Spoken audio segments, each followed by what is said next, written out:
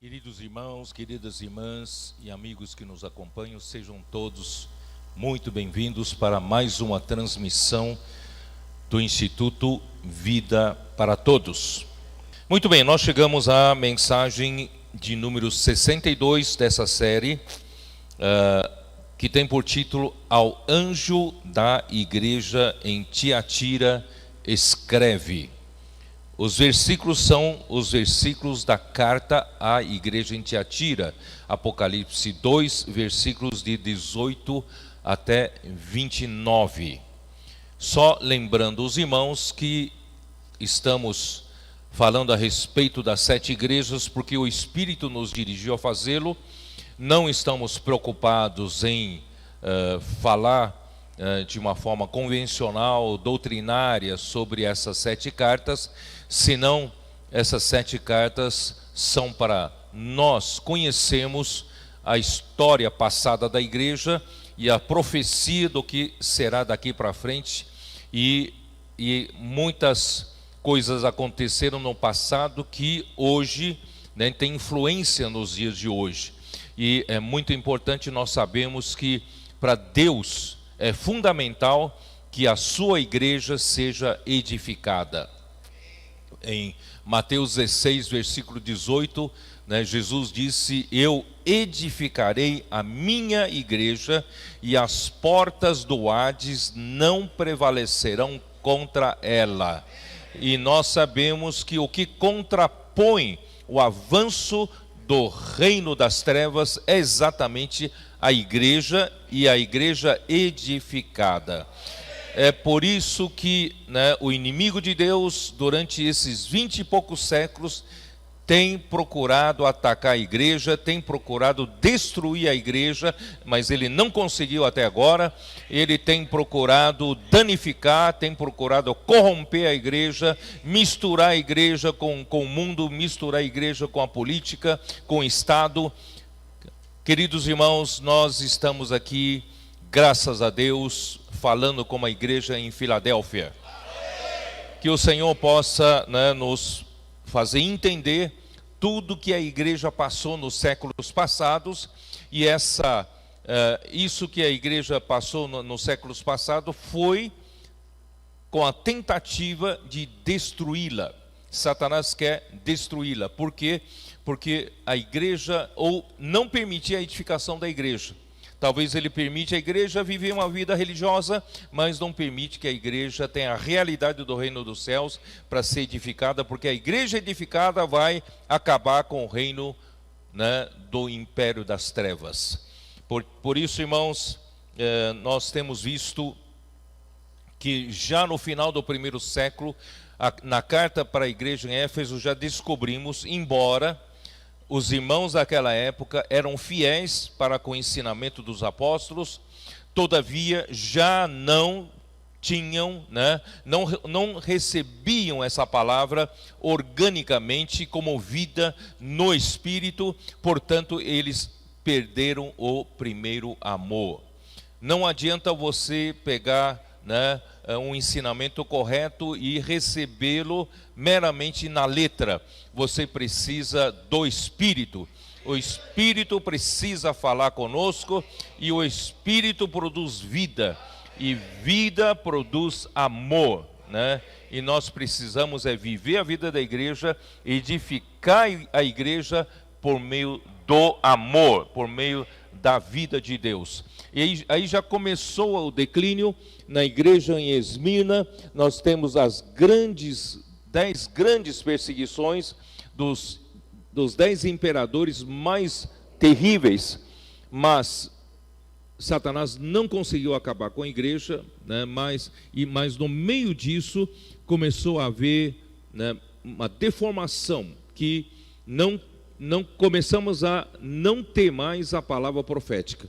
Terminou a era dos apóstolos, não houve mais apóstolos para trazer, né, a palavra viva que o Espírito diz às igrejas.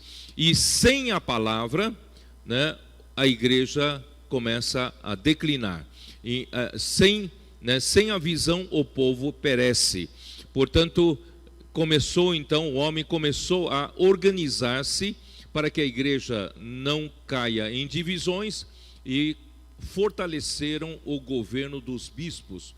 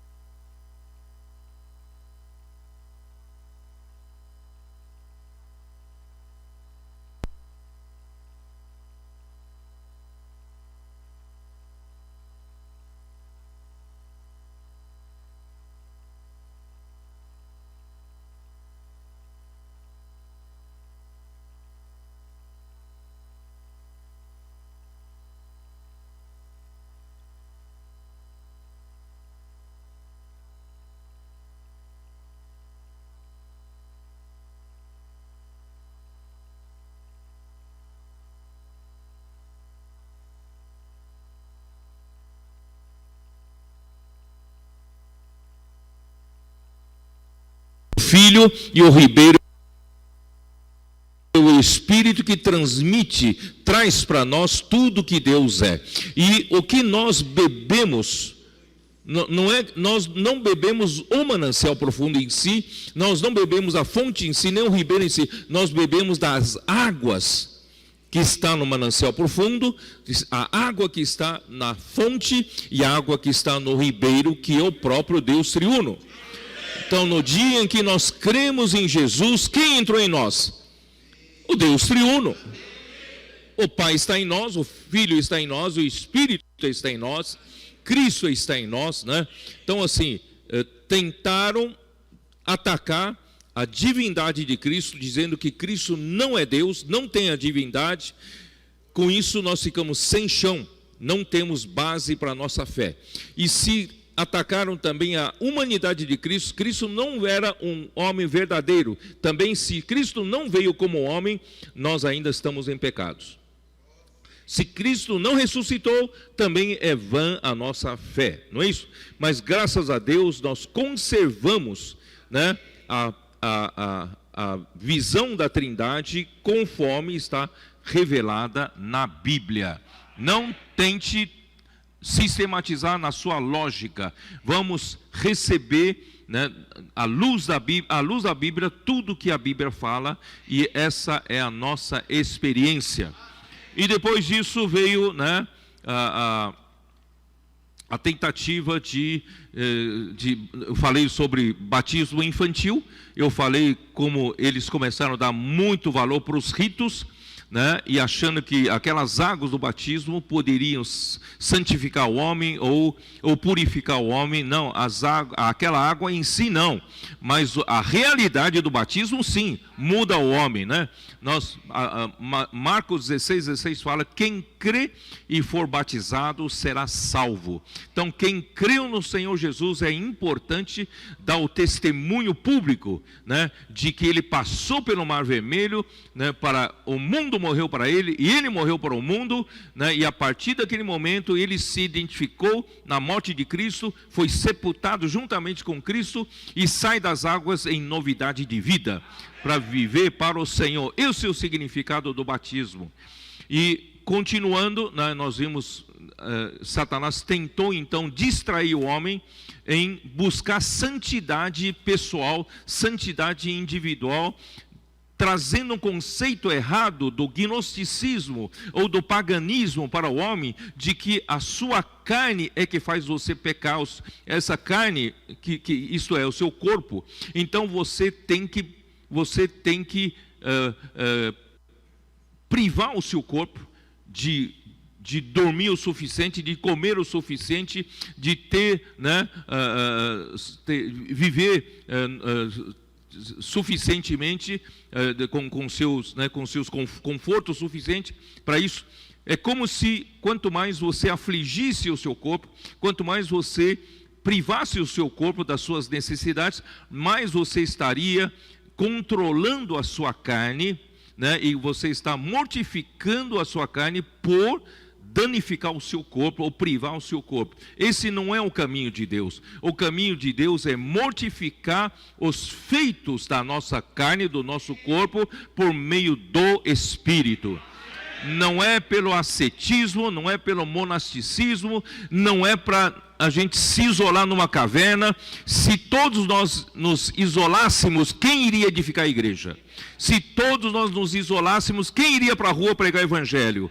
Quem iria participar da rede de cuidados? Não é isso? Essa é a invenção de Satanás, e muitos homens caíram. Aí se espalharam pela Europa toda bastante monastérios, mosteiros e conventos de mulheres. E até hoje tem, não é isso? Então, você pode perceber de onde vem a origem das coisas. Mas graças a Deus, irmãos, mesmo na igreja em Pérgamo, tem sempre vencedores. Em todas as épocas, em todas as igrejas, mesmo na situação mais crítica, parecia que não tem mais nenhuma salvação, não tem mais nada ali. Não, o Senhor sempre conserva uma linha tênue, que André Miller chama de uma linha prateada da graça de Deus, que são os vencedores que não sucumbiram a essa corrupção toda, não sucumbiram, né, a essa tentativa de destruir a igreja. Então há sempre vencedores. E para esses vencedores o Senhor promete dar um maná escondido e uma pedrinha branca. Nós já falamos sobre isso. O maná escondido, irmãos, é para mostrar que o que nós precisamos, irmãos, é comer, nos alimentar da palavra. Não é fazer tentativas de reprimir a carne. Nós precisamos nos alimentar. Cristo se tornou o pão que desceu do céu. Ele é o maná que sustentou o povo no deserto por 40 anos. Então o que nós devemos, irmãos, é comer não só de pão viverá o homem, mas de toda a palavra que sai da boca de Deus, disso sim viverá o homem. Então, mas irmãos, e o maná público faz você sobreviver mais ou menos como cristão. Mas você precisa ter uma porção extra. Você precisa, se você quer ser vencedor, você precisa ser aquele que rumina a palavra, dá valor para a palavra profética, rumina a palavra, se aprofunda na palavra e pratica a palavra. E essa porção, pela experiência que você vai ter dessa palavra, vai se tornar o seu maná escondido. E esse maná escondido também vai ser o seu prêmio no milênio. Então, graças a Deus, nós precisamos aprofundar-nos, amar a palavra, apreciar a palavra, ruminar a palavra, não é isso? Aprofundar na palavra e ter experiências na palavra e praticar a palavra. E assim, irmão, nós temos uma porção, né, do maná escondido em nós, para nós sermos vencedores. Mas por outro lado, nós precisamos ver que não é isolando membros da igreja, né, em cavernas, no isolamento é que vai cumprir a vontade de Deus. Mesmo que cada indivíduo fique, né, vire um santo, ainda não faz a vontade de Deus. Deus precisa da igreja edificada. Então você é uma pedrinha, eu sou uma pedrinha. Nós somos pedras para a edificação da igreja. Portanto, não se isole, né? Você precisa deixar o Senhor usar você servindo normalmente. Ah, tem conflitos? Tem atritos? Tem. Isso vai tornar você uma pedra que se torna um seixo rolado. Sabe o que é um seixo rolado? Seixo do rio. Seixo do rio, de tanto correr na correnteza, bater uma pedra na outra, ou a pedra rolando, batendo em em rochas e qualquer outra coisa no leito, no fim, depois de muitos e muitos anos, uma pedra cheia de arestas se torna uma pedra redonda, sem aresta. No começo você machucava todo mundo, mas depois de muito tempo, né, você se torna aquela pessoa que onde for colocado, né, você consegue ajudar as pessoas. Você não machuca as pessoas. Se você reclama do seu casamento porque você ainda está cheio de ângulo, cheio de pontas, né? A gente machuca um ao outro como pontas, mas graças ao Senhor, nós hoje nos tornamos uma pedrinha redonda, né? Não redonda de uma mina, mas redonda, né?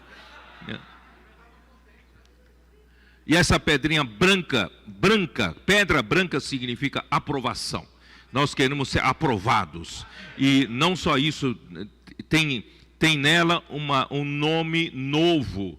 Esse nome novo, só quem recebe que sabe. Então, todas as nossas experiências que às vezes a gente fala, por que só eu? Por que só eu passo por isso? Sabe, essas experiências são peculiares, particulares de cada um, vai se tornar também o nosso prêmio.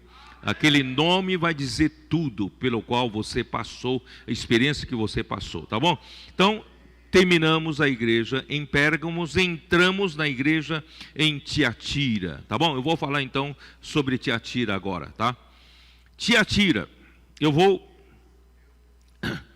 pegar uma nota da King James atualizada, diz assim: Tiatira, atual Aquissar, foi fundada por Seleuco, 311 a 280 a.C., com o objetivo de ser um posto militar avançado.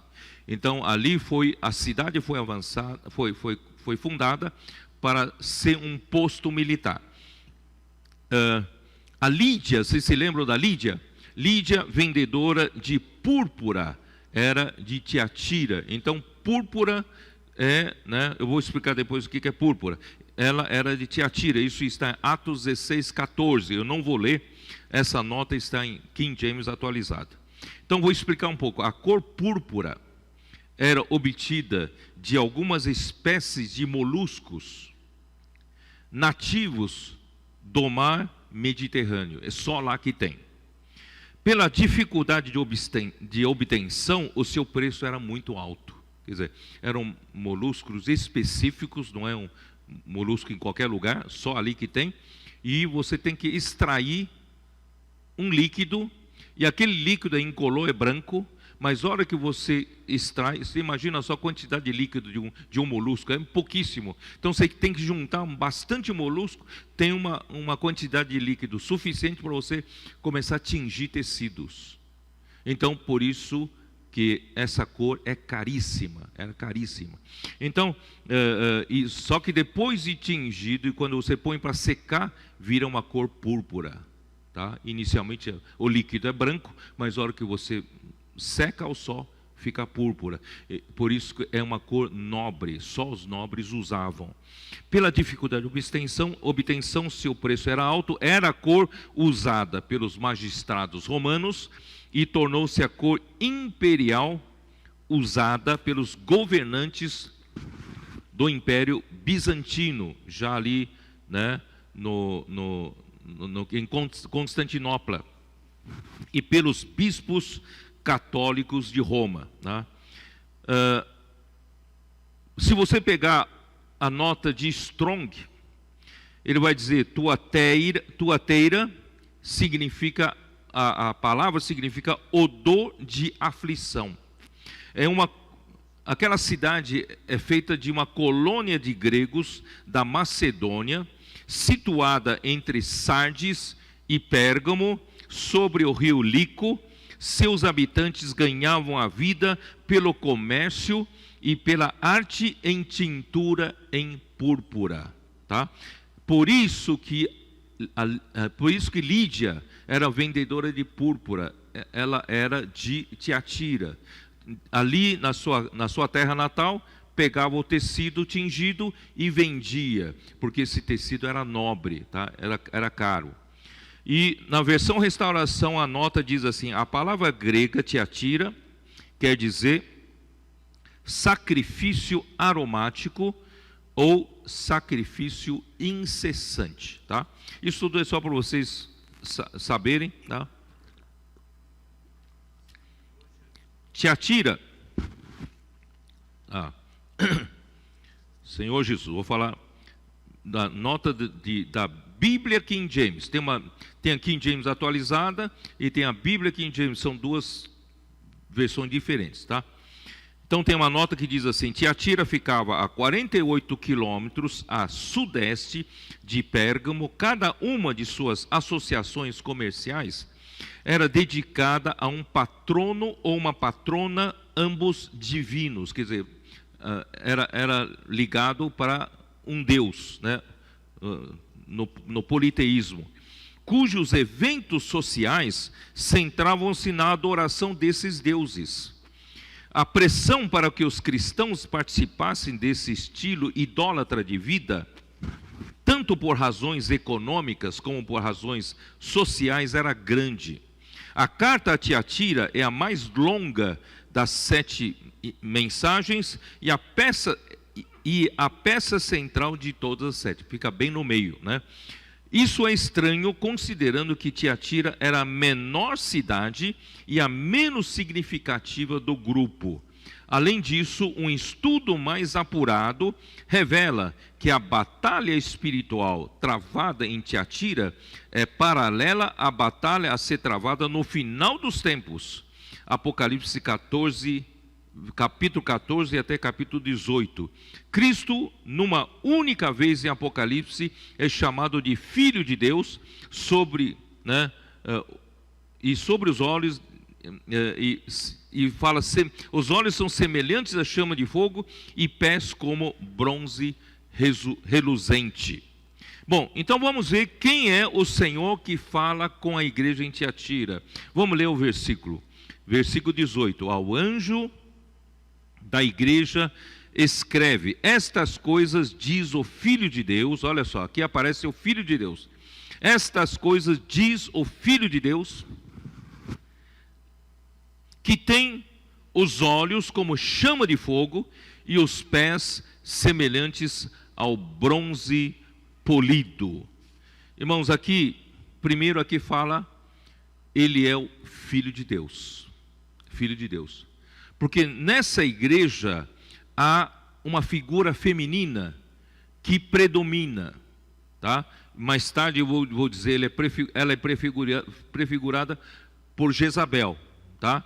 Então é dominada, essa igreja, né, tem essa predominância de uma figura feminina. Mas aqui, né, o Senhor que aparece aqui, ele é o Filho de Deus. Então nós temos que voltar nosso ser para o Filho de Deus. A igreja tem que se voltar para o Filho de Deus, que tem os olhos como chama de fogo. Ele tem os olhos, né, esses filhos de Deus tem os olhos que perscrutam, tem os olhos que infunde, não é isso? Infunde o fogo. Ele tem os olhos que, né, como é que fala? Que investiga e também supre, né? E pés semelhantes a bronze polido. Bronze na Bíblia é julgamento, é juízo. Bronze polido são os pés que passaram pelo juízo de Deus, aprovado pelo julgamento de Deus. Então o andar do Filho de Deus é um andar julgado, provado e aprovado. Irmãos, isso quer dizer o quê? É muito fácil numa igreja como em Tiatira você falar palavras bonitas, mas o que Deus quer ver é o seu andar. Como está o seu andar? Você pode discutir com em muitas doutrinas, argumentos, mas eu quero ver o seu viver. Como está o seu viver? Não é isso? Então, esse viver, esse andar é aprovado por Deus? Tá? Então, vamos lá. Os olhos em tempos de Apocalipse são 7 olhos, porque nós estamos estudando esse livro, irmãos, em tempo de Apocalipse. É ou não é? Por isso que eu disse para vocês que nós entramos na era do Apocalipse. Quando você entra na era do Apocalipse, esse livro de Apocalipse revela que os olhos são os 7 olhos. Dá uma olhada em Apocalipse 5:6. Dá uma olhada.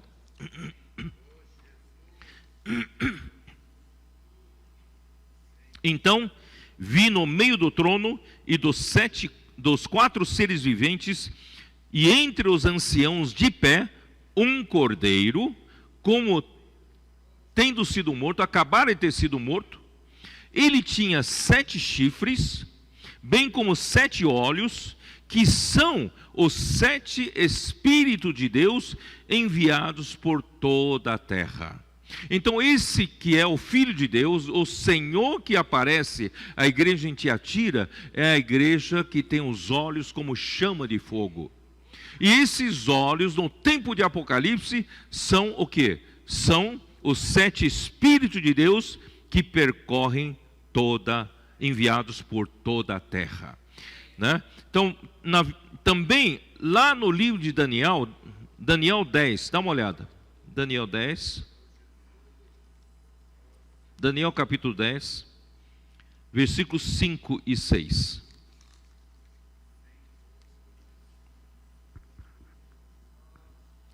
Levantei os olhos e olhei, e eis um homem vestido de linho, cujos ombros estavam cingidos de ouro puro de Ufaz. O seu corpo era como o berilo, o seu rosto como um relâmpago, e os seus olhos como tochas de fogo. Os seus braços e os seus pés brilhavam como bronze polido, e a voz das suas palavras era como o estrondo de muita gente. Irmãos, esse é o mesmo Senhor que apareceu a Daniel, é o Senhor que aparece à igreja em Tiatira. Os seus olhos são como tocha de fogo, que queima. Amém? Você que nem Ezequiel 1, você é aquele que todo dia, vocês comportores toda manhã, vocês precisam, orientado por Douglas, vocês precisam todas as manhãs se conectarem com Deus. E esse Deus que vocês se conectam é fogo. Ele é a fonte de toda energia. E quando você se conecta com Ele, você sai que nem um metal derretido, vermelho, reluzente, pegando fogo. É ou não é? Então, aí você tem também os olhos como tocha de fogo. E quando você vai e fala, posso orar por você, você transmite esse fogo para as pessoas.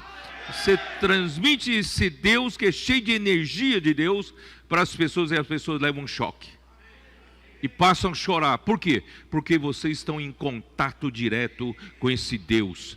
Seus olhos são como tocha de fogo, que queima, que perscruta, não é isso? Que traz luz para as pessoas.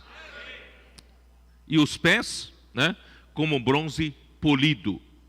E também em Zacarias 3:9, isso nós já lemos, Da outra vez, Zacarias 3:9, como diz: porque eis aqui a pedra que pus diante de Josué, e sobre esta pedra única estão 7 olhos, e eis que eu lavrarei a sua escultura, diz o Senhor dos Exércitos, e tirarei a iniquidade desta terra num só dia. O Senhor Jesus, Ele realizou a redenção, a obra da redenção, para tirar o pecado deste mundo por nossa causa, mas o objetivo, irmãos, é a edificação. Nós pregamos o Evangelho com o objetivo de trazer as pessoas para a edificação da igreja. E sobre essa pedra que é para edificação estão 7 olhos. São 7 olhos. Ó Senhor Jesus. Zacarias 4:10. Pois quem despreza o dia dos humildes começos, esse alegrar-se-á vendo o prumo na mão de Zorobabel. Aqueles 7 olhos são os 7 olhos do Senhor que percorrem toda a terra. Irmãos, não despreza o dia dos humildes começos.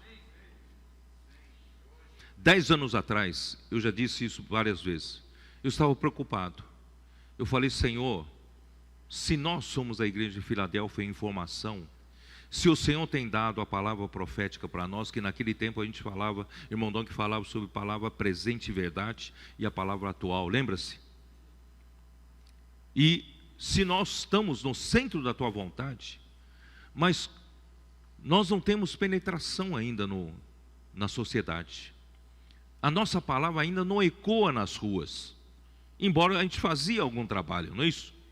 Mas era muito tímido. Falei, Senhor, quando que isso vai acontecer? Do jeito que está, como o irmão Dong disse certa vez, vamos levar mais 200 anos ou 300 anos para concluir a era do Apocalipse. Mas, irmãos, o Senhor já estava nos preparando. O Senhor primeiro preparando as pessoas. Somente os simples, somente os obedientes, sabe? Chegaram até hoje. Os complicados, os desobedientes, os incrédulos, não acreditaram, não creram na palavra profética, esses caíram do deserto ou saíram. E o Senhor quer introduzir a nova geração para a boa terra de Canaã. O Senhor está formando um exército.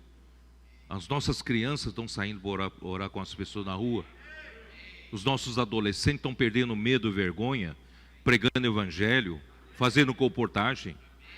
E quantos soldados nossos estão nas ruas? Nós temos 300 guerreiros de comportores dinâmicos, só 300. E esses 300, irmãos, estão fazendo um estrago no reino das trevas. Estamos resgatando quantas pessoas do mundo? Estamos orando por quantas pessoas do mundo? Quantas pessoas são salvas por dia através desse trabalho? É ou não é? Desde 2019 até hoje, e eu creio que até no final desse ano, nós teremos semeados 6 milhões de livros.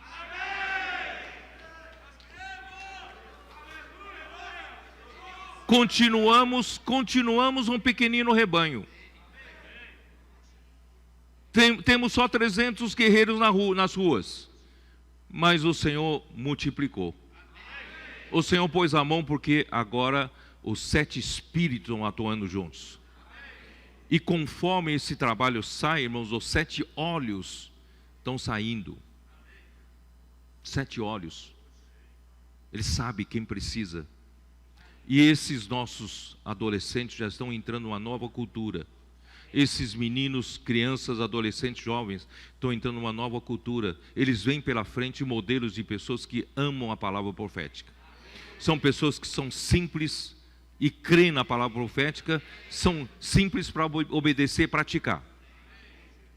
E essas crianças e adolescentes não têm dificuldade. E vão seguir esse modelo simples. Já tem uma nova cultura. Essa geração está pronta para ser uma geração de vencedores. Aí você vai perguntar, e nós? E nós? Nós, eu, né? E nós? Mais velhos? Como é que fica? Basta ter outro espírito como Caleb e Josué. Não é?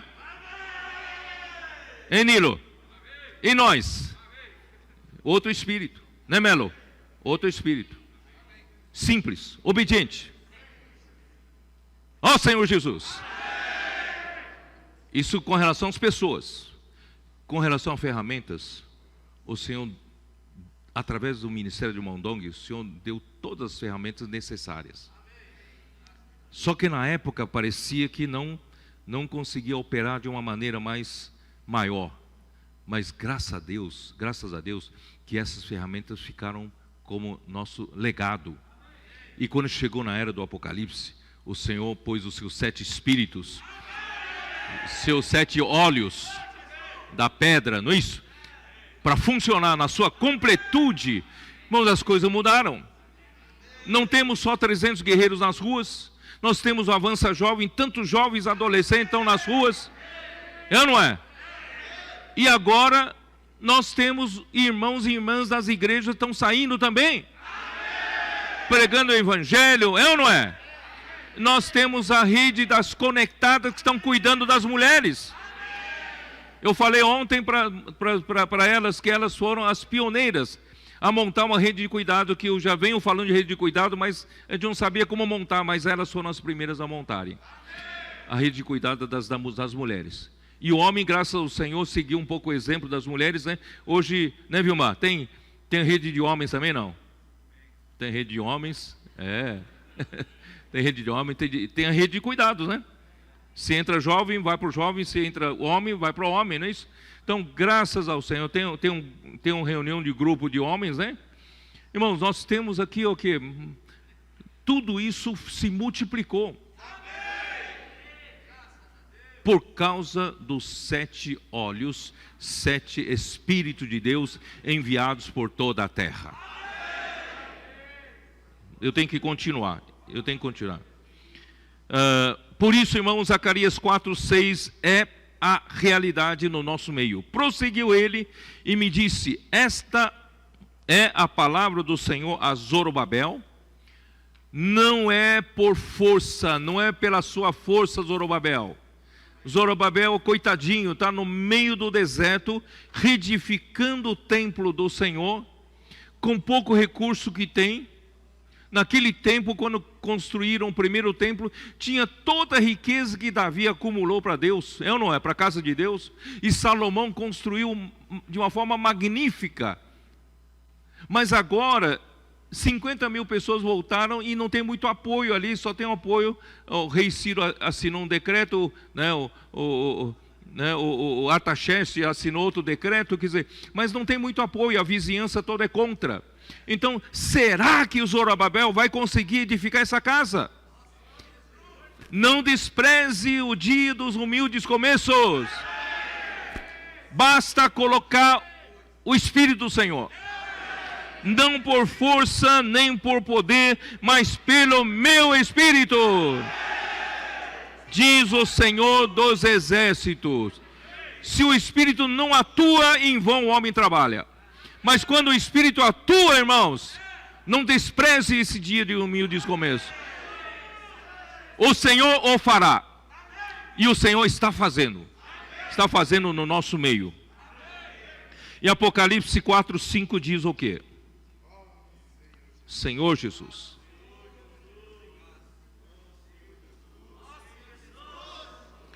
Quatro, 5.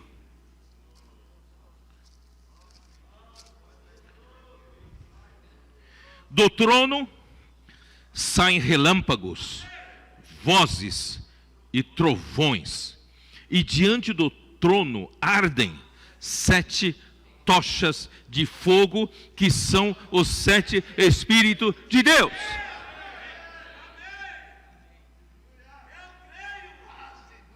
Então, irmãos, os 7 Espíritos de Deus, os 7 olhos são os 7 Espíritos de Deus. E as 7 tochas de fogo são os 7 Espíritos de Deus. Então, os 7 olhos são as 7 tochas de fogo. É ou não é? A igual B, B igual C, então A igual C. Complicou, né? Hein, amigo? Complicou, né? Complicou. Não entendeu nada, né? Mas, irmãos, agora chegou a hora dos 7 Espíritos. 7 tochas de fogo. Que saem diretamente do trono de Deus. Esse trono de Deus, irmãos, arde em fogo, relâmpagos, vozes, não é isso? E vocês, comportores, saem desse trono, né? E vão de encontro às pessoas, procurando as pessoas para que a eletricidade celestial possa encontrar uns elétrons soltos nos corações e zigue-zaguear e achar as pessoas, resgatá-las e trazer para a edificação da igreja.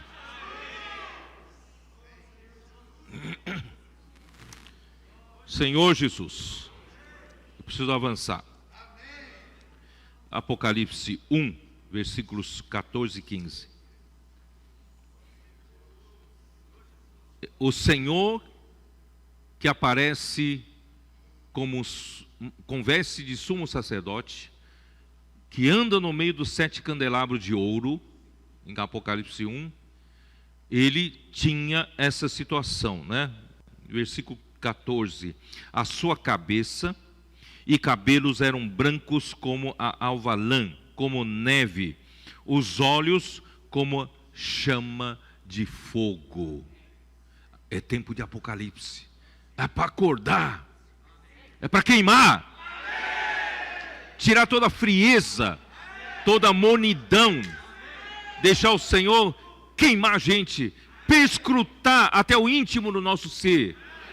Às vezes a gente não sabe se estamos vivendo no Espírito, vivendo na alma. Irmãos, deixa esse Espírito perscrutar a gente, queimar tudo que não é Deus, tirar toda a impureza de nós. Senhor Jesus, os pés semelhantes ao bronze polido, como que refinado numa fornalha. Então, irmãos, os pés de bronze polido saiu de uma, como é que é? É refinado numa fornalha, quer dizer, passou pela provação, passou pelo julgamento, passou pelo juízo de Deus e está aprovado. Por isso, irmão, nós precisamos ter um viver aprovado, precisamos ter um andar aprovado. Não basta você ser um bom pregador, você precisa ter um viver aprovado por Deus. Portanto, esses 7 olhos de fogo são para esquadrinhar, são para iluminar, e tudo isso é para o mover de Deus aqui na terra. Deus precisa se mover aqui na terra. Então, esses pés também referem-se ao mover de Deus na terra. Deu para entender? Ó Senhor Jesus, os pés como bronze de ferro numa fornalha não é suficiente a igreja professar a fé segundo o credo de Niceia, porque naquele tempo parece que aquele que é ortodoxo é porque ele adotou o credo de Niceia, não deixou entrar as heresias. Irmão, não é suficiente só isso. Não adote isso meramente como você adote um clube de futebol. Eu vou adotar os créditos de Niceia como se eu vou adotar Corinthians, vou adotar São Paulo, vou adotar Palmeiras. Irmão, não é essa adoção. Você tem que ter realidade.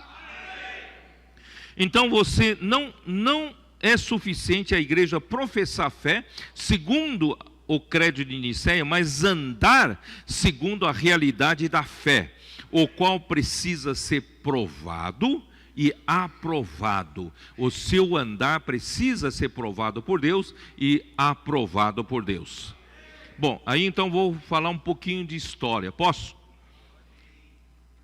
É nesse período da igreja em Tiatira que se estabeleceu o sistema papal universal na segunda metade do século VI. A fundação do grande poder e soberania da diocese de Roma, dos bispos de Roma, arcebispo de Roma. Por que Roma se destacou? Porque naquele tempo, né, cada cidade tinha o seu bispo. E nas capitais, os bispos tinham maior importância. E principalmente nas capitais do império, os bispos ainda têm maior importância. Tá? Então tinha todo esse jogo político, tá? Então vou ler aqui para vocês. Antes de Constantino transferir a capital do império para Bizâncio e construir Constantinopla, que é na Turquia de hoje, tá? Roma já era reconhecida como uma metrópole e o seu bispo já era reconhecido como um primaz. O que é primaz? É o primeiro na hierarquia, né, dos bispos e arcebispos. Quando Constantinopla se tornou a cidade imperial, já é o Império Romano Oriental, tá? Roma era o Império Romano Ocidental, se tornou a cidade imperial, seu bispo também foi elevado à condição de patriarca. Eles deram o nome de patriarca, como pais da igreja, patriarca. E logo reivindicou também, né, os bispos de Constantinopla, reivindicou também a dignidade dos pontífices romanos. Nós queremos ser igual, nós também temos a mesma autoridade. E isso era o começo da igreja grega. Por isso que a igreja, a atual igreja ortodoxa grega, foi assim que surgiu, tá? A igreja grega como um conjunto separado e de uma longa batalha entre Ocidente e Oriente. Portanto, havia 4 patriarcas de acordo com o plano do imperador. O imperador que inventou isso.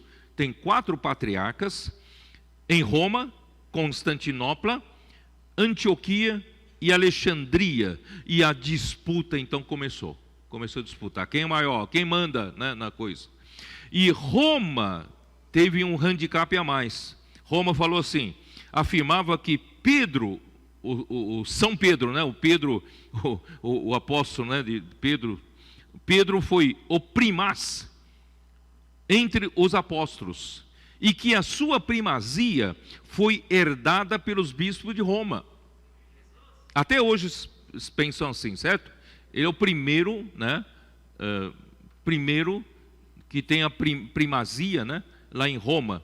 E os bispos romanos afirmavam que a superioridade deles se originava de sua descendência linear de São Pedro, e não da grandeza imperial da cidade, porque Constantinopla se tornou uma cidade maior ainda do que Roma, né, que foi construída. Esse dogma foi aceito por todos no começo do V século. E a igreja de Roma, então, estabeleceu seu direito de reger a igreja universal. Então, os bispos de Roma passaram a ter essa primazia sobre todos os outros, né? Então, olha só. Então, a igreja romana reivindicava a supremacia dela nas esferas eclesiástica e política. São nas duas esferas. Na esfera eclesiástica, olha só que coisa, você vai entender como é que chegou nos dias de hoje. Então, na esfera eclesiástica, ela determinou, tá, que o bispo de Roma é o juiz infalível em todas as questões doutrinárias. Quando se levantar algum problema doutrinário, quem dá a palavra final é o bispo de Roma. Este tinha o direito inerente e supremo de convocar e presidir concílios gerais, de convocar os bispos de toda a terra, de fazer uma assembleia, um concílio. Ele, né, o bispo de Roma tinha essa autoridade de fazer, os outros não. E o direito de ordenações eclesiásticas pertencia a ele, ordenar bispos, ordenar arcebispos, né? E a separação da comunhão da igreja de Roma implicava culpa de cisma, isto é, quem não concordava, não quer mais comungar com Roma, então está taxado de divisível, está taxado de ter provocado um cisma, tá? Bom, agora na esfera política é mais assustador ainda, né? Ela reivindicava e por fim conseguiu a preeminência e poder sobre a sociedade e sobre os governos europeus. Então, a igreja passou a ter o seu aspecto político muito forte, passou a influenciar nos governos e nas sociedades da Europa, tá? Então, a supremacia dos bispos de Roma foi sendo firmada somente depois do primeiro concílio de Nicéia.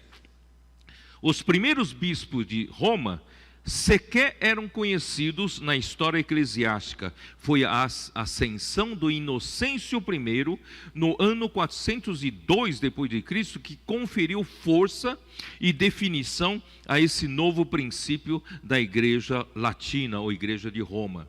Antes disso, não havia predomínio de Roma, embora fosse considerada a principal igreja no Ocidente. A igreja grega caiu no arianismo, a latina de Roma, né, aderiu firmemente ao credo niceno, o que a elevou na opinião de todo o Ocidente. Não sei se vocês me entenderam. A igreja de Roma adotou o credo de Niceia, quer dizer, não aceitou a heresia de Ário, heresia dizendo que Cristo tem uma essência intermediária, não é nem Deus nem homem. Isso é uma heresia. Então, a igreja de Roma não adotou, né, e adotou o credo de Niceia, mas a igreja grega adotou arianismo. Então, a igreja de Roma ganhou mais credibilidade junto às pessoas. Vocês entenderam? Só que, infelizmente, isso caiu na política, como se, né, adotasse aqui fosse grande coisa.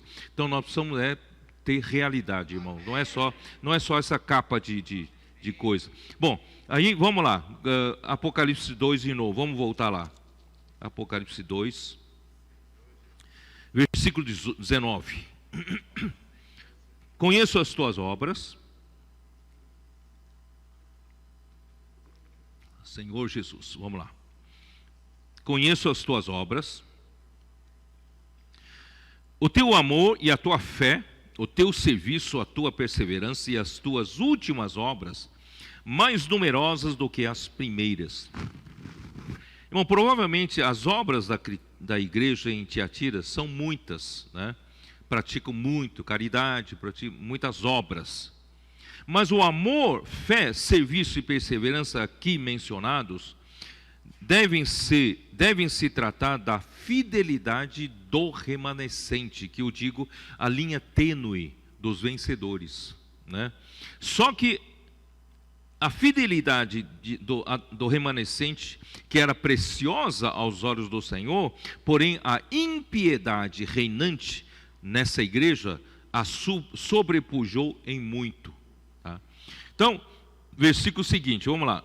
Tenho, porém, contra ti o tolerares que essa mulher Jezabel, que a si mesma se declara profetiza, não somente ensine, mas ainda seduza os meus servos a praticarem prostituição e a comerem coisas sacrificadas aos ídolos.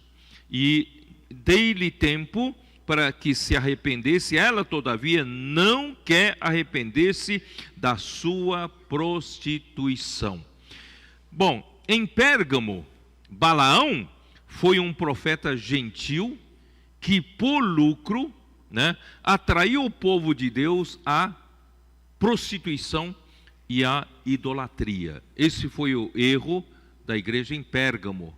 Mas em Tiatira, irmãos, aqui cita mais uma personagem aqui, que é Jezabel. Jezabel, né? Jezabel, quem tomou por mulher Jezabel foi o rei Acabe. Isso está em 1º livro de Reis. Dá uma olhada em 1º livro de Reis, capítulo 16.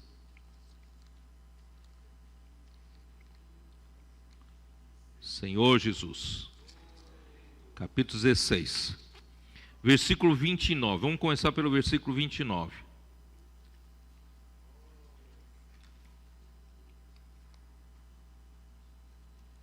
Acabe, filho de Onri, começou a reinar sobre Israel no ano 38º de Asa, rei de Judá, e reinou Acabe, filho de Onri, sobre Israel em Samaria 22 anos. Vocês sabem que a partir de Roboão, né, Jeroboão separou 10 tribos da tribo do reino de Judá, certo?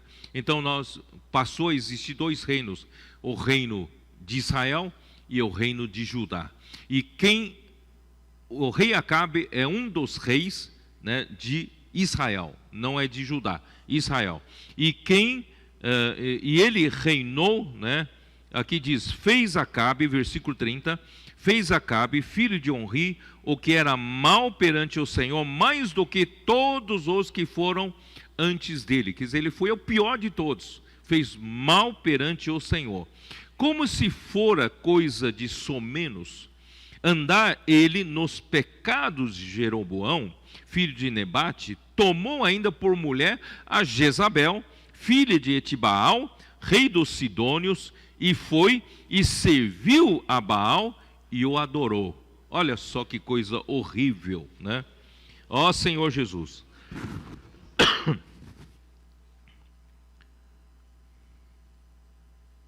Levantou um altar a Baal na casa de Baal que edificara em Samaria. Em vez de edificar uma casa para o Senhor, edificou uma casa para Baal, né?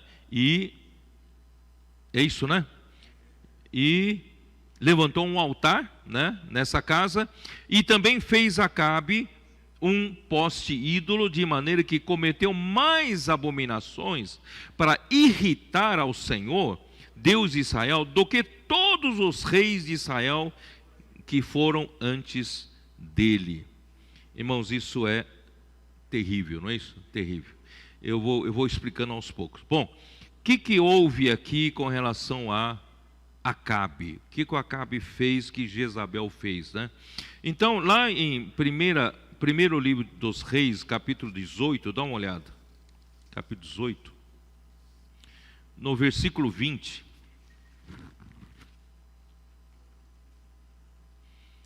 Veja o que o rei Acabe fez. Versículo 20. Então enviou Acabe mensageiros a todos os filhos de Israel e ajuntou os profetas no Monte Carmelo. Os profetas aqui são profetas pagãos, são profetas de Baal. Ele juntou todos os profetas do reino de Israel no Monte Carmelo. Irmãos, era um momento para o Elias mostrar que esse povo, o povo de Israel, quer afinal.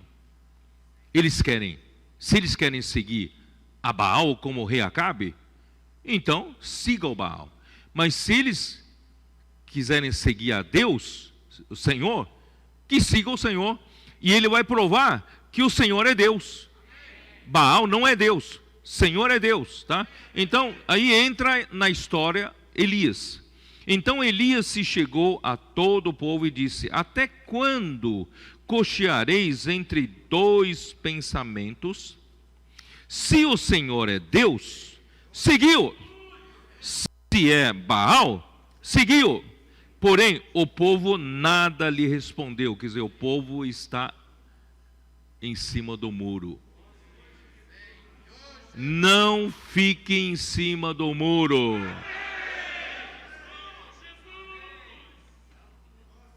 Se o Senhor é Deus, siga-o. Sai do muro, que o muro é de Satanás. Quem está em cima do muro já é de Satanás. Se Baal é Deus, siga Baal então. Ó Senhor Jesus.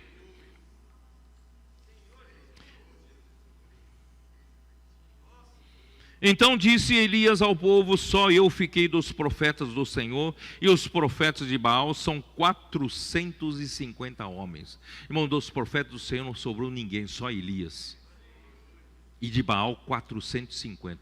Irmãos, essa era a situação da igreja em Tiatira. Tinha mais profeta de Baal do que profeta do Senhor. Deem-se-nos, pois, 2 novilhos, escolham eles para si um dos novilhos, dividindo em pedaços, e ponham sobre a lenha, porém não lhe metam fogo, e eu prepararei o outro novilho, e o porei sobre a lenha, e e não lhe meterei fogo. Então invocai o nome de vosso Deus. Invocai o nome de vosso Deus, que eu invocarei o Senhor, o nome do Senhor. E há de ser que o Deus que responder por fogo, esse é que é Deus. E todo o povo respondeu e disse: é boa esta palavra. Agora o povo, né, acordou e quer seguir essa palavra. Quer dizer, o povo ainda está hesitante, está vacilando entre dois, né? Ou é Baal ou é Deus. Irmão, não é bom ficar em cima do muro. Se comprometa com o Senhor. Disse Elias aos profetas de Baal: escolhei para vós outros um dos novilhos e preparai o primeiro, porque sois muitos, invocai o nome do vosso Deus e não lhe metais fogo. Tomaram o novilho que lhes fora dado, prepararam-no e invocaram o nome de Baal desde a manhã até o meio-dia. Ô Baal, por que não nos atende? Responde-nos. Porém não havia uma voz que respondesse, e manquejando se movimentavam ao redor do altar que tinham feito. Ao meio-dia Elias zombava deles, dizendo: clamai em altas vozes, porque ele é Deus. Pode ser que esteja meditando, ou atendendo a necessidade, fazendo a necessidade, ou de viagem, ou está dormindo, né? E ele vai despertar. E eles clamavam em altas vozes e se retalhavam, retalhavam com facas e com lancetas, cortavam todo o corpo, não é isso? Cheio de sangue aqui, segundo o seu costume, até derramarem sangue. Irmão, vocês veem que vem do paganismo esse negócio de cortar o próprio corpo, certo? Então, onde estou? 29? Não, onde eu estou? 29, né? Passado o meio-dia, profetizaram eles até que a oferta de manjares se oferecesse, porém não houve voz, nem resposta, nem atenção alguma. Então Elias disse a todo o povo: chegai-vos a mim. Vem cá, agora vem. E todo o povo se chegou a ele. Elias restaurou o altar do Senhor, que estava em ruínas. Restaurou o altar do Senhor. Tomou 12 pedras, segundo o número das 12 tribos de Israel, de Jacó, e que veio a palavra do Senhor dizendo: Israel será o teu nome. Com aquelas pedras edificou o altar em nome do Senhor. Lembra-se que ele tomou 12 pedras, não 10. O reino de Israel eram de 10 tribos, mas ele tomou 12 pedras. Deus reconhece 12 tribos, tá? Com aquelas pedras edificou o altar em nome do Senhor. Depois fez um rego ao redor do altar, tão grande como para semear 2 medidas de sementes. Então armou a lenha, dividiu o novilho em pedaços, pô-lo sobre a lenha, e disse: enchei de água 4 cântaros e derramai-a sobre o local, sobre a lenha. Disse ainda: fazei a segunda vez, e o fizeram. Disse ainda: faz uma pela terceira vez, e o fizeram terceira vez. Estava tudo molhado, tudo úmido. Como é que vai pegar o fogo? De maneira que a água corria ao redor do altar, e ele encheu também de água ao rego.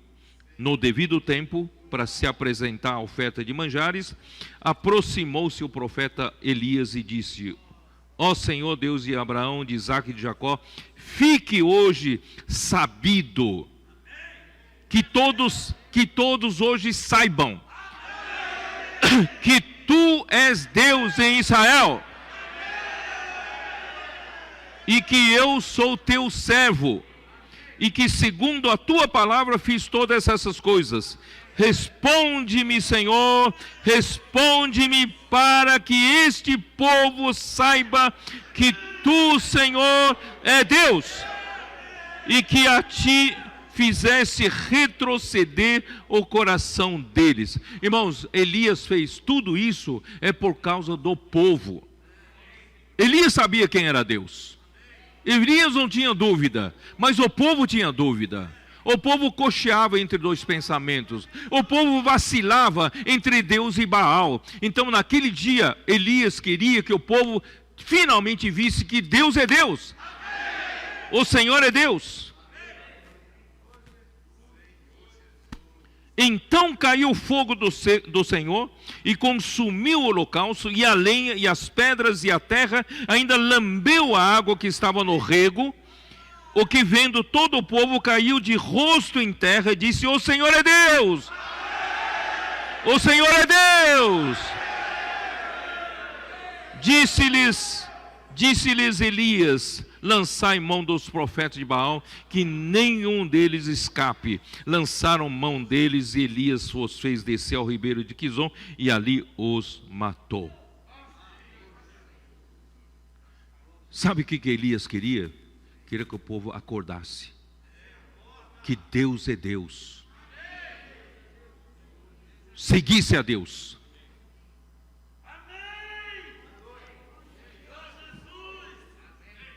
Mas irmãos, eu quero dizer para vocês que esse povo é fraco, viu? Esse povo é fofo. Depois de tudo isso, esse povo não deu apoio para o profeta do Senhor. O profeta do Senhor continuou só. Aí o Acabe voltou, né? Acabe deveria agradecer a Elias e ao Senhor que o Elias trouxe chuva de volta. Estava no meio da seca, trouxe chuva. Só que ele não, ele voltou rápido e contou para Jezabel que o Elias tinha matado todos os profetas de Baal. E o que Jezabel fez? Senhor Jesus, onde eu estou? Capítulo 19, né?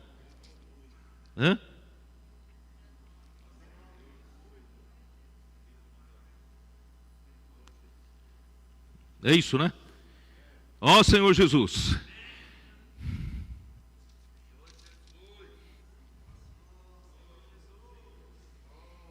Versículo 1: Acabe fez saber a Jezabel, e Jezabel está relacionada à igreja de Tiatira, tudo quanto Elias havia feito, como matar a todos os profetas à espada. Então Jezabel mandou um mensageiro a Elias para dizer: façam-me os deuses como lhes aprouver, se amanhã a estas horas não fizer eu a tua vida como fizesse a cada um deles. Quer dizer, Jezabel falou: eu vou te matar. Eu vou te matar. Irmão, todo governante tem medo do povo. Mas o povo não apoiou Elias aqui.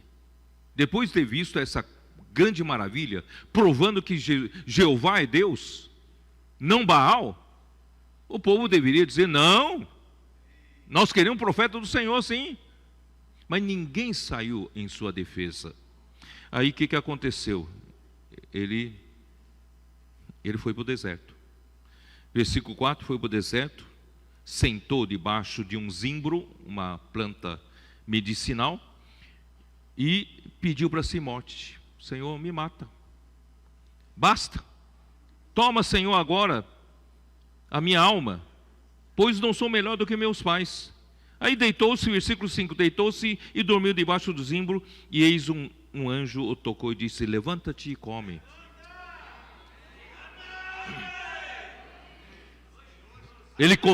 Ele comeu, bebeu, ganhou força e caminhou 40 dias e 40 noites. Foi até Horebe, o monte de Deus, onde Deus apareceu a Moisés, e o monte que é o Monte Sinai. Ali entrou numa caverna, onde passou a noite, e eis que lhe veio a palavra do Senhor e lhe disse: que fazes aqui, Elias, numa caverna? Você também adotou monastismo. Ó Senhor Jesus.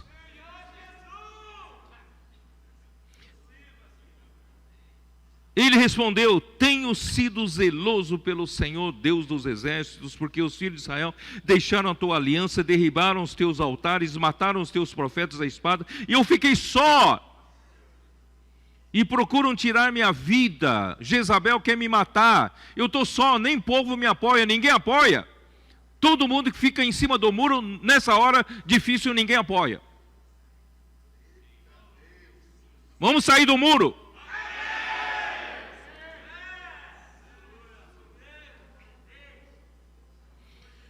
Disse-lhe Deus: sai e põe-te nesse monte perante o Senhor. Eis que passava o Senhor em um grande e forte vento. Tá? Eu não vou ler essa parte só para ganhar tempo, tá bom? Aí, ó, vamos lá. Aí, versículo 13 de novo. Ele vai falar de novo. Ouvindo Elias, envolveu o seu rosto no seu manto e saindo pôs-se à entrada da caverna. Eis que lhe veio uma voz e lhe disse: que fazes aqui, Elias? Repete outra vez, né? E ele respondeu: tenho sido em extremo zeloso pelo Senhor, Deus dos exércitos, porque os filhos de Israel deixaram a tua aliança, derribaram teus altares e mataram os teus profetas à espada. E eu fiquei só, e procuram tirar-me a vida. Eu estou só. Só eu estou preocupado com o reino de Deus. Só eu estou preocupado em lutar pelo reino, né, dos céus, pelo reino de Deus aqui na terra. Só eu. Será que só eu? Todo mundo fica em cima do muro.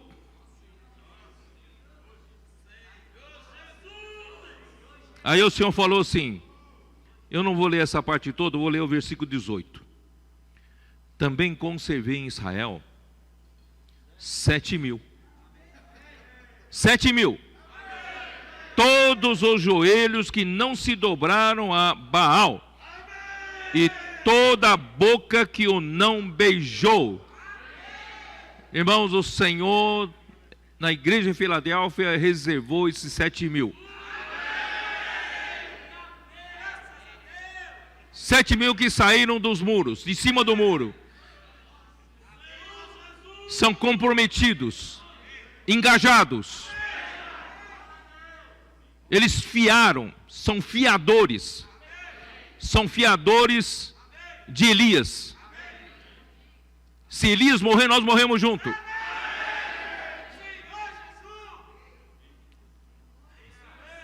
Graças ao Senhor.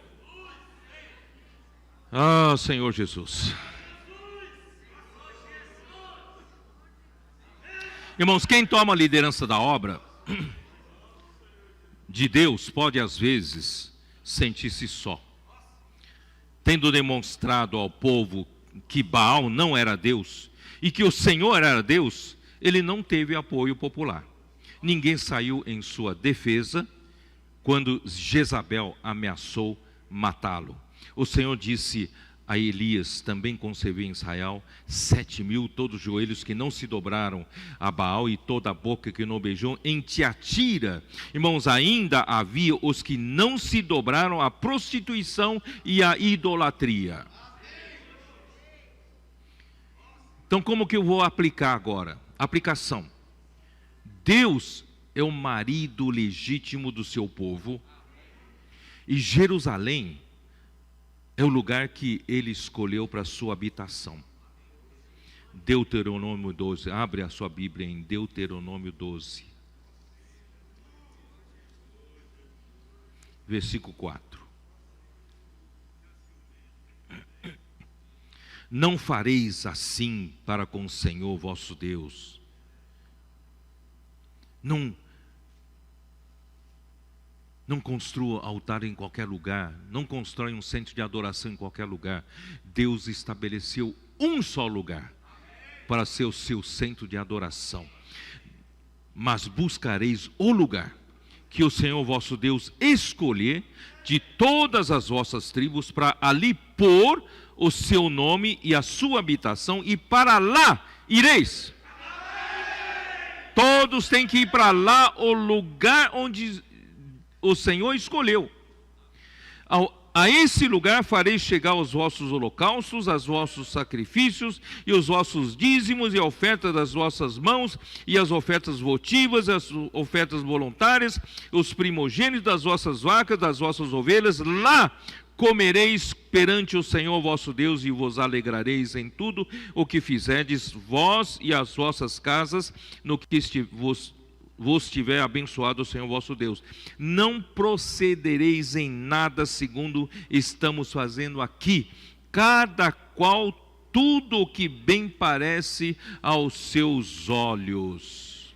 Porque até agora não entraste no descanso e na herança que vos dá o Senhor vosso Deus. Então, irmãos, Deus determinou um lugar. Esse lugar que escolheu é Jerusalém. E o povo das 12 tribos de Israel, eles tinham que voltar nas suas festas solenes. Todos tinham que ir para esse lugar. Ali adorará o Senhor. Ali mantém a unidade do povo de Israel. Não é? Irmãos, isso também nós tomamos esse exemplo como nosso modelo. Também para, em cada cidade, nós temos uma só igreja.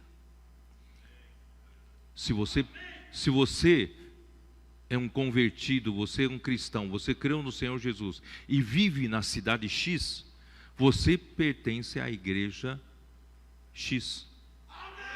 Se você estiver vivendo na cidade Y, você então é da igreja Y. Não tem como dentro de Y dividir. É assim que Deus propôs. E nós aplicamos isso, a unidade na localidade, né? São Paulo é grande, mas é uma só igreja. Graças ao Senhor, assim nós vivemos, tá? Bom, eu vou continuar, depois eu vou explicar melhor. Então, para mim, aqui ó, o centro de adoração do povo tem que ser o lugar onde o Senhor escolheu. O rei Acabe se apossou do povo e estabeleceu em Samaria um centro de adoração a Baal. E sua mulher Jezabel foi o pivô central da prostituição espiritual e idolatria. Vocês estão entendendo? Então Cristo, ele é o marido da igreja. Efésios capítulo 5, versículos 23 a 33. Marido, amai vossas esposas, assim como Cristo amou a igreja. Tá? Cristo é o legítimo marido da igreja. Tá? Porém, por causa da degradação da igreja, a liderança dos bispos tomaram posse do governo da igreja, do Espírito. Quer dizer, em lugar do Espírito governar, esses bispos se apossaram do governo e fazem cada qual o que bem parece aos seus olhos. Mas o Senhor não permite isso. O governo é do Espírito. E a igreja em Tiatira, representada por Jezabel, passou a profetizar no lugar do espírito do falar profético. E começaram a ditar palavras, ditar doutrinas, certo? Esse é o grande problema da degradação. E então, ia seduzir o povo de Deus a praticar prostituição e a comer coisas sacrificadas aos ídolos. O centro de adoração no Novo Testamento, irmãos, não é mais nem fisicamente em Jerusalém e nem fisicamente em Samaria, tá? Abre na sua Bíblia em João 4. Onde é o centro de adoração agora? João 4, 19. Senhor, disse-lhe a mulher, lembra que a mulher samaritana, de Samaria, tá? Disse-lhe a mulher, vejo que tu és profeta. Nossos pais adoravam neste monte, vós, entretanto, dizeis que em Jerusalém é o lugar onde se deve adorar. Neste monte em Samaria, onde que é? Os samaritanos adoravam no Monte Gerizim. Monte Gerizim. E os judeus seguem a palavra do Senhor, dizendo que é em Jerusalém que deve ser o centro de adoração. Disse-lhe Jesus, mulher, podes crer-me que a hora vem, quando nem neste monte, nem em Gerizim, e nem em Jerusalém, adorareis o Pai. Não é no lugar físico mais hoje. Vós adorais o que não conheceis, nós adoramos o que conhecemos, porque a salvação vem dos judeus. Quer dizer, se for por lugar, judeus estão mais certos do que samaritanos, certo? Mas vem a hora, e já chegou, em que os verdadeiros adoradores adorarão o Pai em espírito e em verdade, porque são estes que o Pai procura para seus adoradores. Irmão, adoração, o lugar de adoração hoje, irmãos, é adoração no Espírito. É o Espírito que tem que ter autoridade. O Espírito tem que ter o governo. O Espírito tem que nos governar. Não é o homem, não são os bispos, é o Senhor quem governa.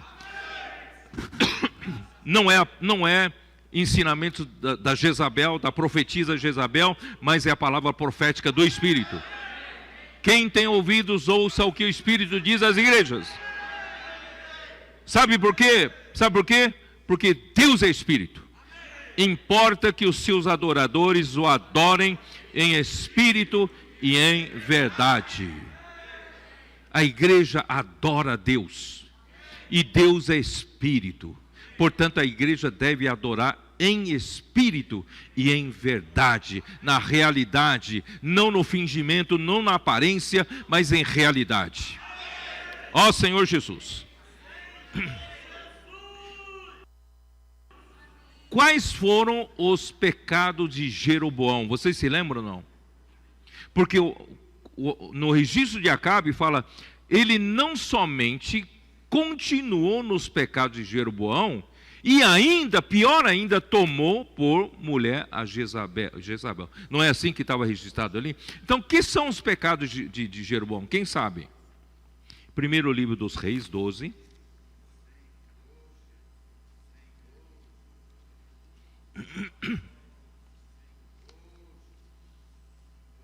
Versículo 26. Jeroboão edificou Siquém. Vocês sabem que Jeroboão, ele teve apoio de 10 tribos, porque Roboão, né, fez o que era mal. Ele tomou conselho de quem não deveria tomar e maltratou o povo, e 10 tribos foram atrás de Jeroboão. E Jeroboão edificou Siquém, na região montanhosa de Efraim, passou a residir ali, dali edificou Penuel. Disse Jeroboão consigo, agora tornará o reino para a casa de Davi. Se este povo subir para fazer sacrifícios na casa do Senhor em Jerusalém, o coração deles se tornará a seu senhor, a Roboão, rei de Judá, e me matarão e tornarão a ele ao rei de Judá. Quer dizer, se nós obedecemos a palavra que Deus disse para o povo de Deus, de adorar em Jerusalém, e Jerusalém é onde está Roboão. Se o meu povo forem até lá para adorar, um dia eles vão perceber que eu sou clandestino, vão me matar, certo? E vou acabar o meu reino. Então o que ele fez? Pelo que o rei, tendo tomado conselhos, fez 2 bezerros de ouro. Voltou o bezerro de ouro.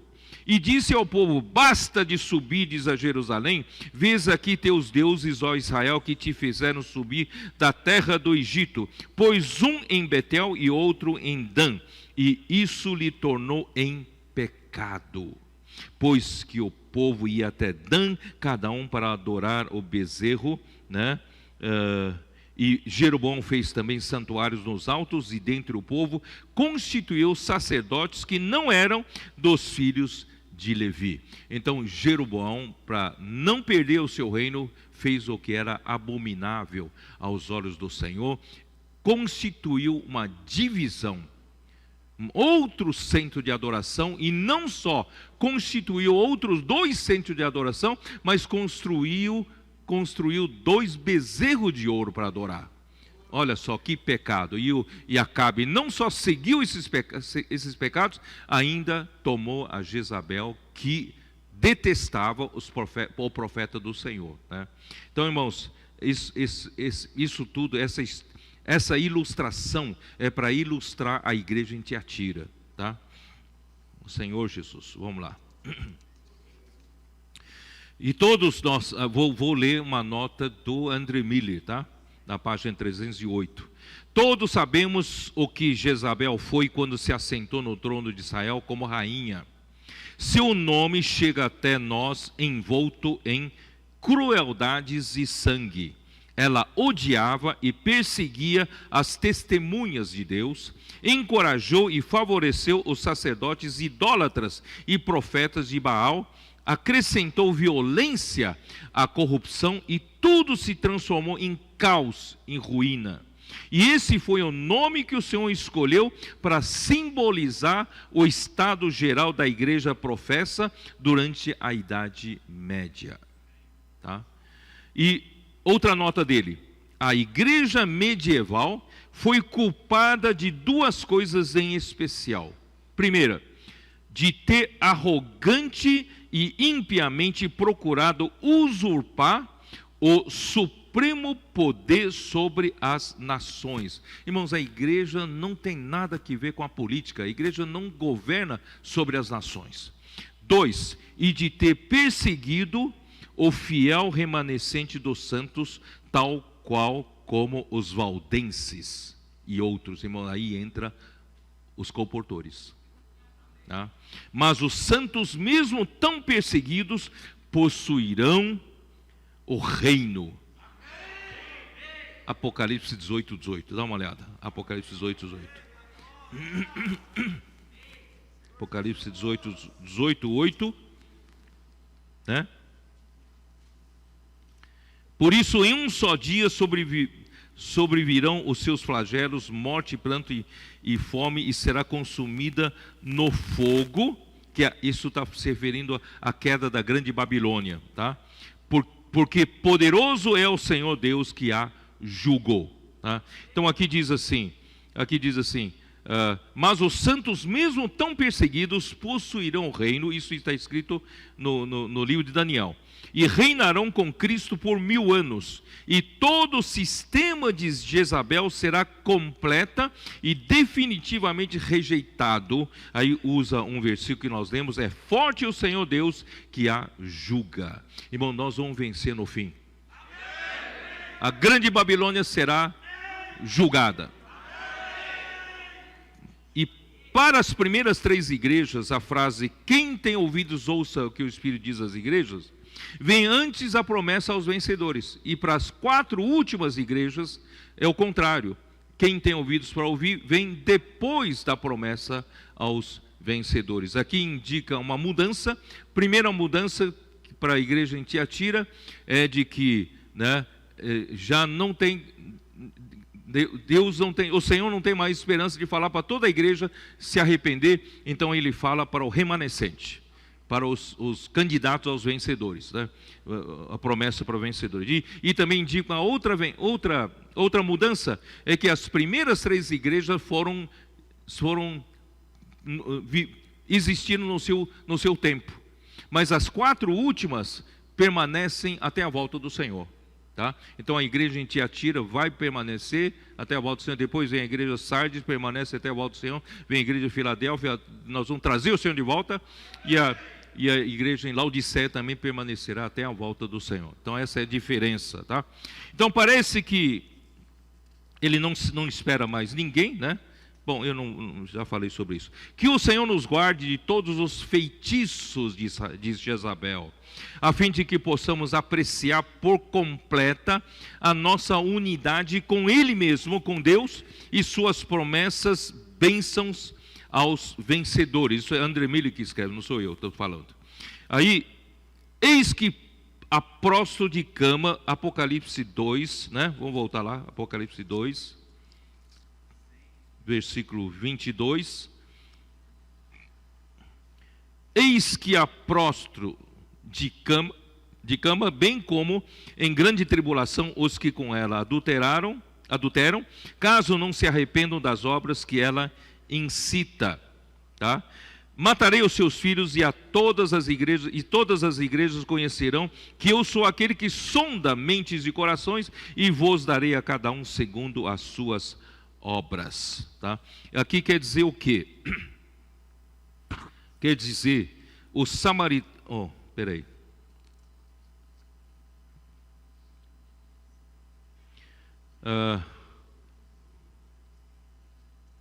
Ó Senhor Jesus, infelizmente a igreja de Tiatira segue o ensinamento de Jezabel em lugar da palavra do Espírito, e o primaz de Roma detinha o poder político sobre os governos europeus. E assim ela se prostituiu como os reis da terra, e os habitantes da terra se embriagaram com o vinho da sua prostituição. Dá uma olhada rápida em Apocalipse 17, primeiros 2 versículos. Apocalipse 17. Veio um dos 7 anjos que tem as 7 taças e falou comigo, dizendo: vem, mostrar-te-ei o julgamento da grande meretriz que se acha sentada sobre muitas águas, com quem se prostituíram os reis da terra, e com o vinho de sua devassidão foi que se embebedaram os que habitam na terra. Então houve uma mistura, a igreja começou a governar, tem poderes sobre as nações, poderes políticos sobre as nações, né? Então, irmãos, isso tudo é uma prostituição espiritual e idolatria. Deformou totalmente a igreja. E matarei os seus filhos, né? E os filhos de Jezabel aqui devem significar os que pertenceram ao sistema corrupto de Jezabel. Isso ocorrerá quando ela for julgada no final dos tempos, quando chegar Apocalipse 17 e 18, tá? Vão ser todos julgados. Os que não são filhos dela, aqui vou ler uma nota de André Miller, ele classifica em 3 conjuntos. O primeiro conjunto são os filhos da Jezabel, quer dizer, os totalmente envolvidos no esquema da prostituição e idolatria. Agora, uma segunda categoria é a grande maioria da igreja de Tiatira. Aqui diz: os que não são filhos dela, não são filhos da Jezabel, mas não lhe resistiram. São os negligentes. Infelizmente, estes constituem a maioria nos dias atuais, até no dia de hoje. Tem muitos cristãos que são assim. Entendeu? E que caracterizam o estado público da cristandade. Sem consciência diante de Deus, se contentam em flutuar ao sabor da corrente, em comunhão com qualquer sistema religioso mais agradável à mente deles. Não buscam a vontade de Deus, não buscam trazer o reino de Deus embora, não tem essa preocupação, mas buscam aquilo que mais agradar a Ele, aquele sistema religioso que mais lhe agradar. Irmão, nós não podemos ser assim. E nunca perguntam se isso está de acordo com a mente de Deus, porém ainda são seus filhos, ainda são filhos de Deus, só que não se preocupam muito com a vontade de Deus, não se preocupam, né, com a palavra de Deus. Aí no versículo 24, irmão, dá uma olhada no versículo 24 de Apocalipse 2.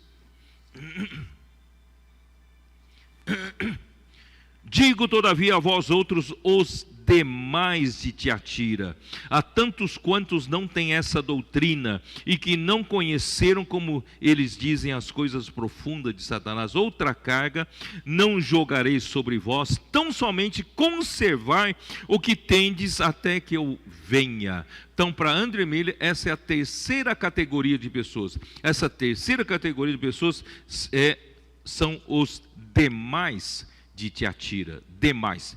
Quem são esses demais? Irmãos, são os vencedores.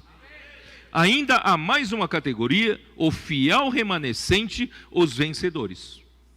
Aqui são chamados de os demais, ou remanescente.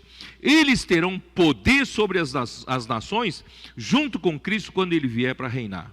Dentre eles podemos mencionar os valdenses. Eu faço questão de terminar com isso. Irmãos, os valdenses pertenceram a essa época da igreja em Tiatira, mas eles não se contaminaram.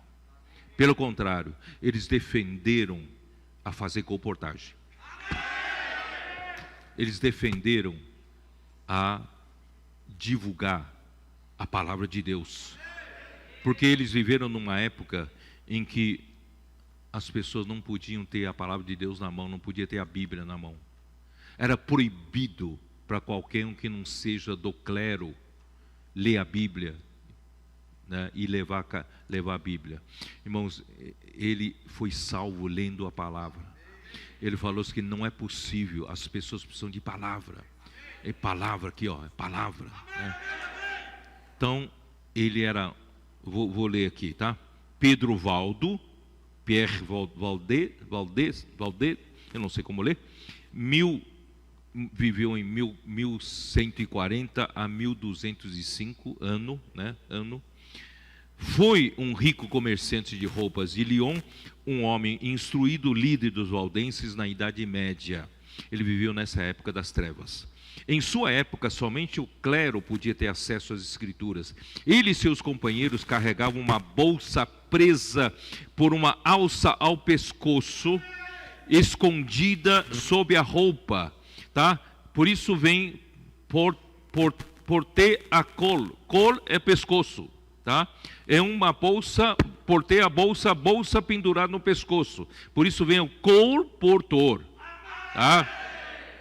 Para levar cópias de escritura que ele pagava para a gente fazer cópia e guardava nessa bolsa e escondia dentro das suas roupas. E quando ele vendia roupa, vendia tecidos, né, e percebia que a pessoa precisava da palavra de Deus, ele pregava o evangelho e puxava uma cópia e passava para a pessoa. Eles são os pioneiros da colportagem. Seguindo esse exemplo, eles foram perseguidos pelos bispos da época, foram muito perseguidos. Seguindo esse exemplo, nós iniciamos em 1990 o trabalho de colportagem. Em 2018, o Senhor nos deu a colportagem dinâmica. E a partir de 2019 mudou a nossa história com relação a isso.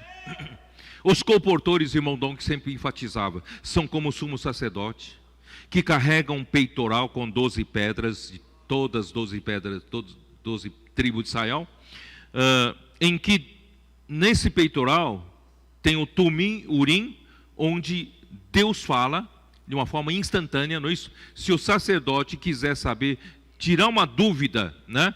Então eles iam para esse Urim, Tumim no peitoral. Então aqui tinha a palavra instantânea de Deus, e toda a palavra revelada para a igreja em Filadélfia, a palavra profética, hoje é publicada pela editora Árvore da Vida em livros e distribuída pelos colportores como os valdenses.